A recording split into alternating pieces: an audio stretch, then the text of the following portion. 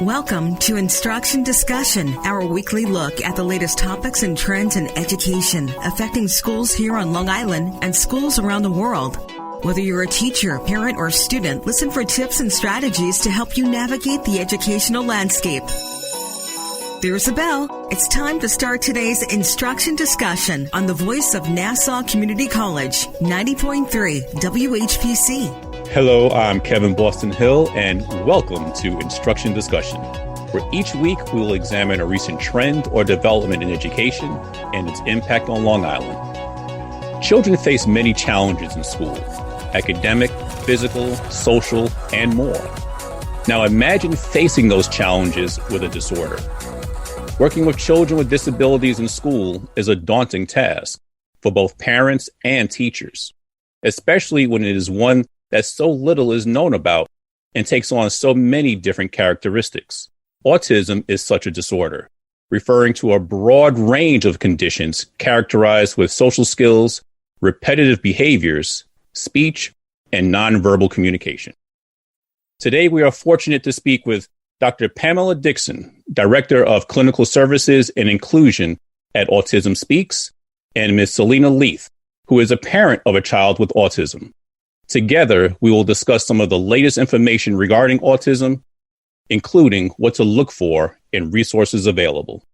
Ladies, welcome to Instruction Discussion on 90.3 WHPC. Hello, thank you for having me.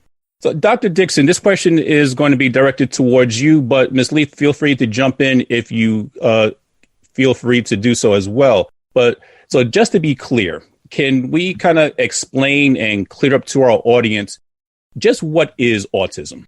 Sure. So autism is a condition that involves difficulties with interacting socially with other people, difficulties with communicating verbally and non-verbally, and the presence of repetitive behaviors or restricted interests that can get in the way of everyday functioning. And I know that unlike other disabilities or disorders, autism has no physical manifestation, so it's not something that you can immediately see and tell that somebody has it. So what are some of the behaviors that we should be looking for?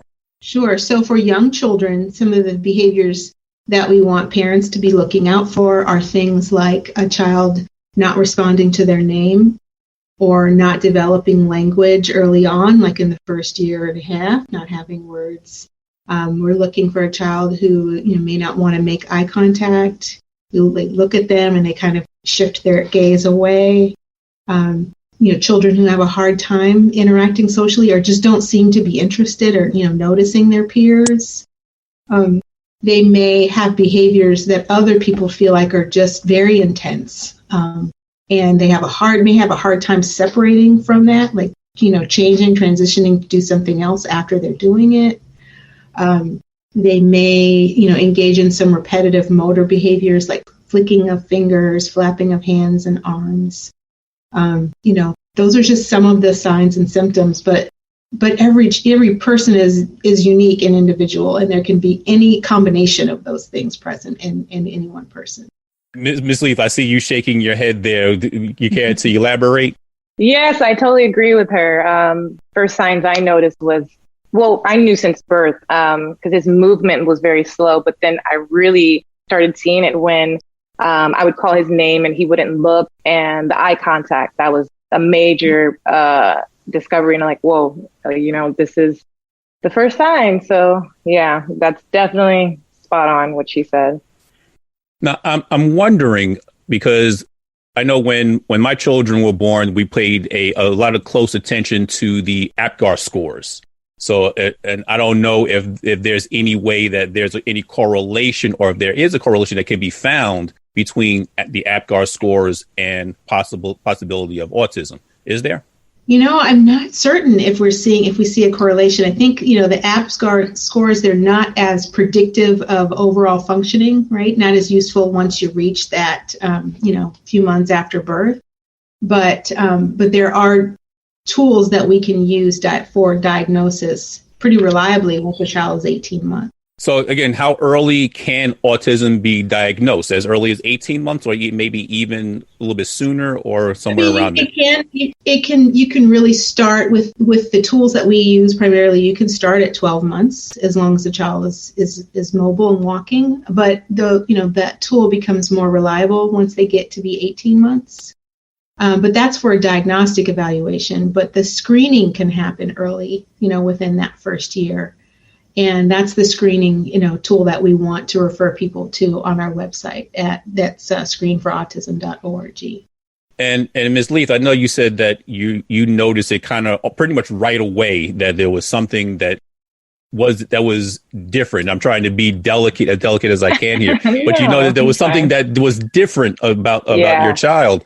But at what age did you have like an official diagnosis?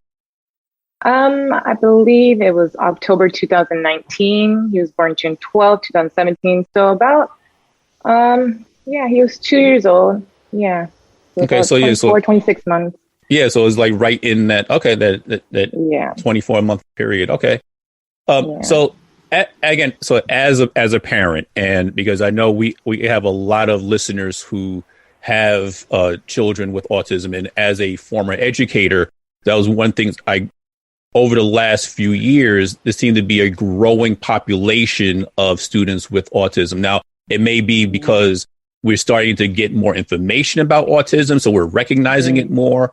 But there's been a lot more of them in schools. So from the parent perspective, what are some of the difficulties that you face when working with your child? Him not being able to communicate with me, that's it. It breaks my heart, and it's difficult. Mainly that. And I mean, he's starting to make eye contact. So, that made me very happy. He's starting to answer to his name, but just mainly the difficult part is not being able to communicate and know what's wrong with your child.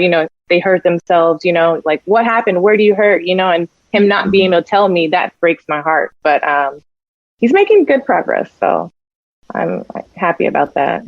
And what were some of the strategies that you may have developed to help not only support your child, but to support you, to support your well-being as well?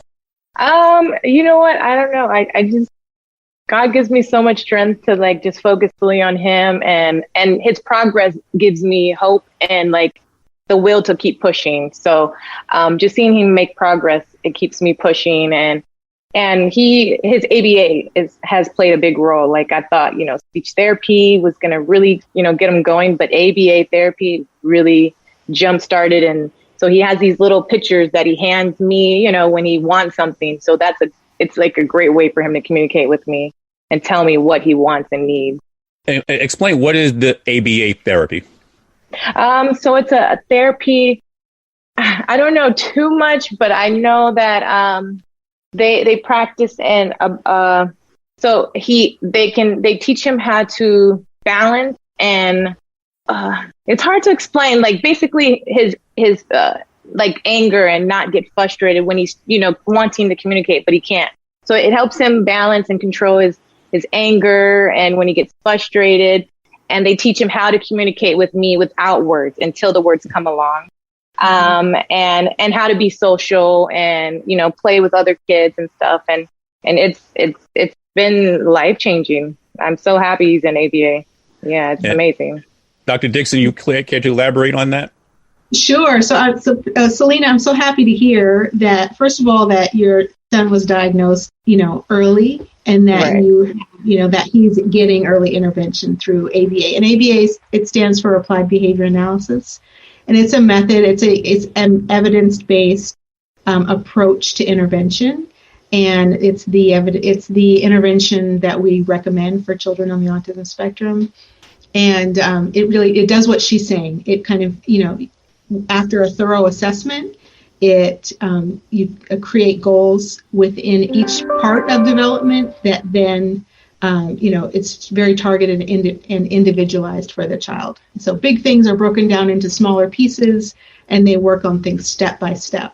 And the communication is key, right? Because it's frustrating for the child to not know, to not feel like they're getting their needs met. And it's, like you said, it's heartbreaking for parents to feel like, every parent wants to be able to meet their child's needs, right? And if you don't know what they are because the child can't tell you, it's just, it's really hard. And so I'm just happy to hear that, you're having success.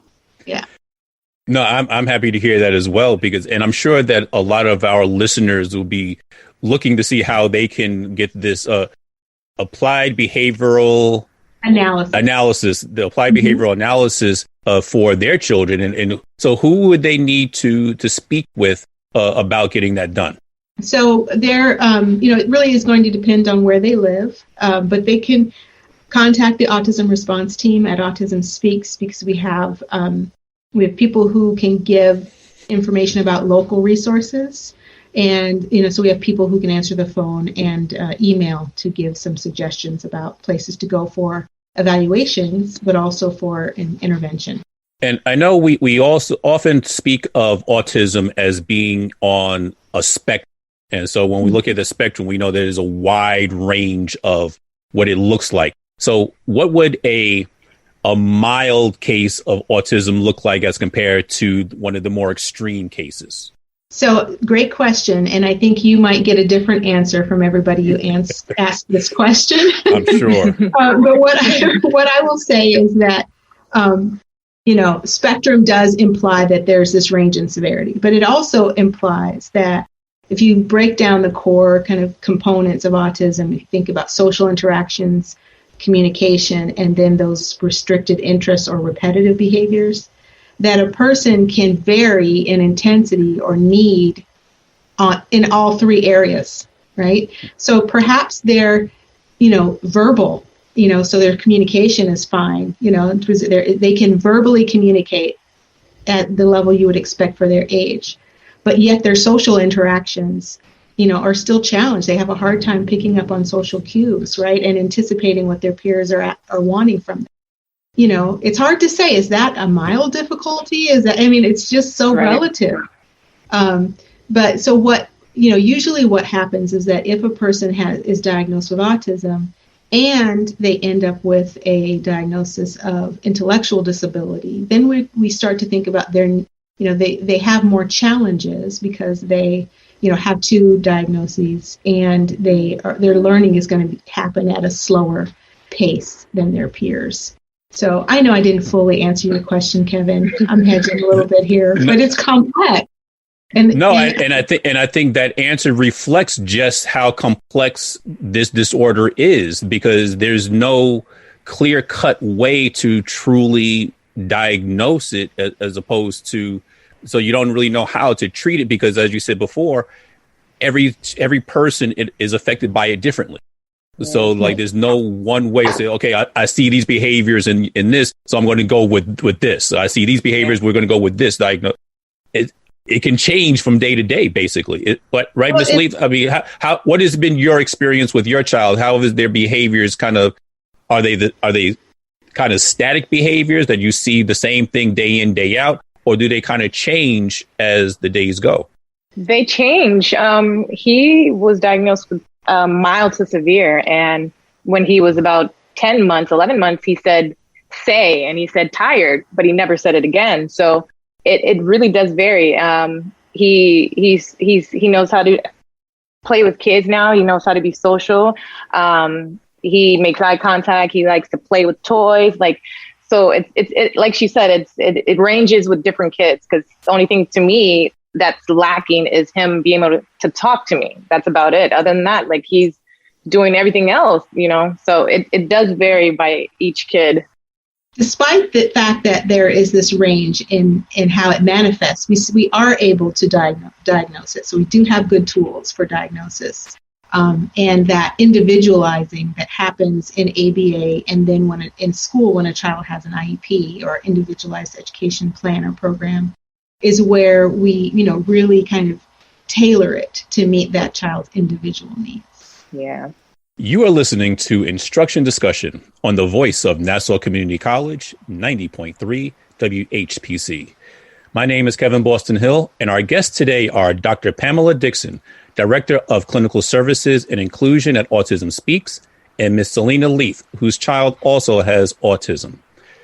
So let me ask you, what are the benefits of an early diagnosis? I know we often talk about that in the case of other diseases like cancer and heart disease and things of that nature, as far as being a real benefit. But since autism has such a wide range of characteristics and severities and so forth, what are the actual benefits of an early diagnosis, or how early, as early as they can get?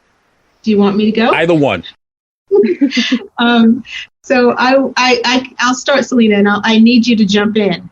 Okay. But I will say that from my perspective as a professional clinician, the benefit of early diagnosis is that you can get intervention. Right? It opens the doors for intervention to happen. In most places, you have to have a diagnosis in order to get access to intervention.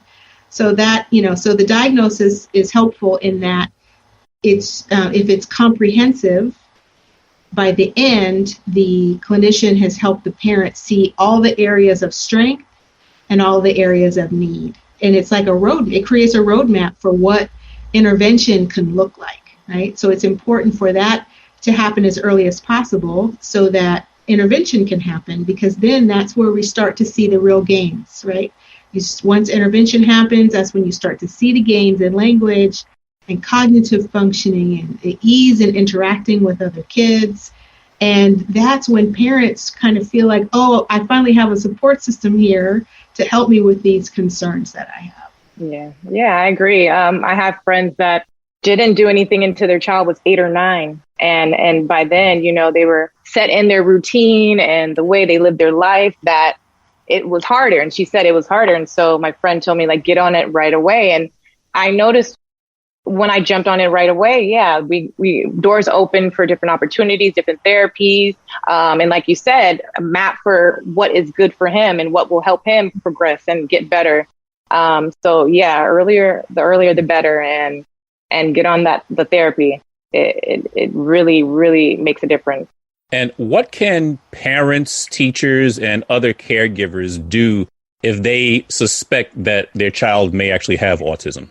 So if you're a parent and you have concerns that your child may have autism, I would encourage doing the screening tool that's available at screenforautism.org and taking the results of that screening to your primary care provider to begin a discussion. It's good to have a hard copy of something. It kind of creates a common language, vocabulary to talk to, a professional about what you're seeing. So I would begin that. And if a child is already in school and, teachers' aides have concerns, I would say, of course, talking to the parent, and taking advantage of the resources that are available in school building. Most schools have autism specialists there, and they can do an evaluation as well. Yeah. And I feel, don't let anybody stop you from doing what you think is right. I've experienced family and friends telling me he's fine, give it time. They'll start talking eventually. And I just knew in my gut and in my heart, do what's right for me in my heart. And so don't wait. Don't let anybody tell you to, give it time. No, go right away. Go to your doctor, have him set up an appointment, do something. Don't just sit and wait until you think they're going to get better or start talking. And and I'm glad that you raised that point, because it seems that especially in the communities of color that we're slow to go get the medical help or the therapy or whatever it is that we need to get on the road to recovery, so to speak. Yes. And of course, when we talk about disorders like this, we notice that there's a stigma that's associated with them, and people don't want to admit to it. So what are some of the ways, and I'd like to hear this from both of you, what are some of the ways that we can actually get rid of that stigma? Well, I think we can keep talking about it, right? And I think the reasons for the, perhaps the hesitancy to, go out and seek diagnosis. I think there's lots of reasons, right? I think, some of that is that there are not resources in communities to go to, right? I think that some of it is a legitimate, concern for, not being able to, communicate well with healthcare professionals, right? A mistrust that has been warranted and has grown over generations, right? And so being able to hear this kind of news from someone that you may not trust is hard, right? And I think the other thing, that may be going on is that, families, tend to, have a tolerance for accepting children as they are. Like there are some families who are saying, you know what, no matter what it is, I'm going to love them and they're mine. And they just don't realize that there's this critical period that you want to make sure that you get them some intervention. They may not know, like it's wonderful that you love them and that you accept them the way they are, but there are things that they can get access to that will help them. So, it's complex, I think. Yeah. And I feel also them not just understanding autism and knowing and seeing the signs and me trying to explain to them, like, okay, I understand he looks normal and it seems like he's normal, but, I've been reading, I understand, the signs and also just, we start to blame, we feel like it's a fault, somebody's fault, or like something you did wrong or, it couldn't have been me or it could have been my family or our generation or they feel that way and they feel guilty. And then so they just want to brush it under like, no, that's not possible. So, I literally had to do this on my own. Most of my family just were like, no, he's fine. And so I just decided I'll do this on my own and I'm fine. I'm strong enough. I got this and we're going to get through it. No, so glad. Yeah, it sounds like you have a strong support system now, at least with the information that you have been able to find for yourself. So kudos to you for being able to go out and get that information for yourself. Yeah, now, I noticed also that there's a push now as far as recognizing the signs of autism and how to the best ways to deal with it. There's a push to recognize something associated with birthdays. So what's the significance of the child's birthdays or as subsequent birthdays come in relation to an autism diagnosis? Right. So I think you're referring to our campaign with the Ad Council and a PSA that's come out that's focused on birthdays. And the purpose there is to think about how there are certain milestones that you expect to see happening, right? Especially at 1 and 2. And birthdays was chosen kind of as a theme for that because it's when families are together.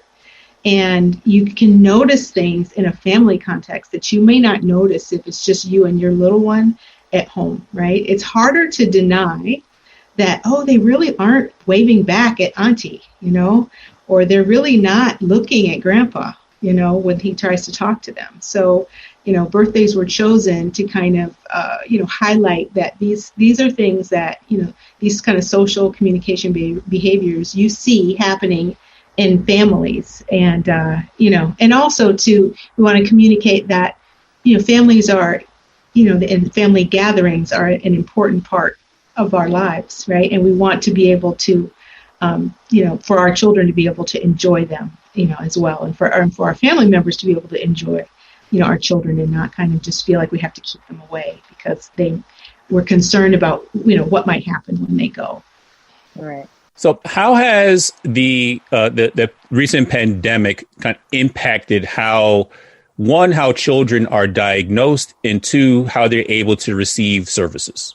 Well, it's created, it's lengthened the wait list that probably already existed at many places before the pandemic. Yeah. Both for evaluation and for treatment. And it has forced us to get real creative in both. I know that there are services that are being, offered, in a hybrid kind of way, like, some in clinic and some online. I expect there's been a pass off to parents to do a lot more intervention type activities at home. So yeah, it's a challenge. Ms. Leath, how have you navigated that challenge?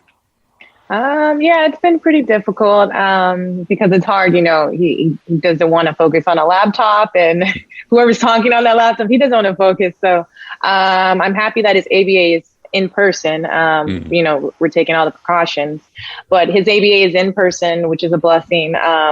But his class, his school, he doesn't like the Zoom. He's like, no, mommy, I don't want to sit in front of this laptop. So it has been very difficult. It has, but thank God we have access to ABA still in person. Well, those behaviors sound like every other child who's in virtual learning right about now. Or adults. Or adults. Yes. Adults too, and for that matter. Yes. Yeah. So if either of you, and this will be a question for either of you, for both of you, actually, if you had to leave our audience with one final thought about the importance of an early diagnosis of autism and the potential outlook, what would that be? And I guess, Dr. Dixon, we'll start with you, and then we'll finish off with Ms. Leath. Sure. So I want to leave, I would like to leave parents with the idea that I know that it can be hard. Like I've had, I've been honored to have parents across the years, share with me what it's like to kind of present their baby to somebody and say, I think there's something that's not quite right. And I hear you that it's hard, but I'm just going to ask you to push through and do it anyway. Because what you get is help for yourself and help for your child. Yeah, I agree. Definitely. I would say to the parents is breathe in, breathe out first. Know that everything's going to be okay. And there's nothing wrong with you or your child. They just need extra help, and to not wait, get on it right away, and know that they're going to get better. Just put that in your mind, because at one point I just felt like this is it. Like this is how he's going to be forever. And I just was so scared and I felt alone. But then I told myself, you know what? He's going to get better. Don't worry. Just put in the work, get him into ABA, all the therapy, speech, occupation. Just do it and you'll see the progress. You'll see it. Yeah. And I know our families and everybody who's listening can, for additional resources, they can go to screenforautism.org. That's screen for FOR autism.org, and where they can find resources in Spanish and English as well as English. Yes. And the Autism Speaks website, there are many tools that can be accessed on lots of different topics. Well, we'd like to thank our guest today, Dr. Pamela Dixon, the Director of Clinical Services and Inclusion at Autism Speaks, and parent Ms. Selena Leath, for coming by the show today. Thank you for having me. Thank you, Kevin. Once again, my name is Kevin Boston Hill, and thank you all for listening to Instruction Discussion, right here on the voice of Nassau Community College, 90.3 WHPC.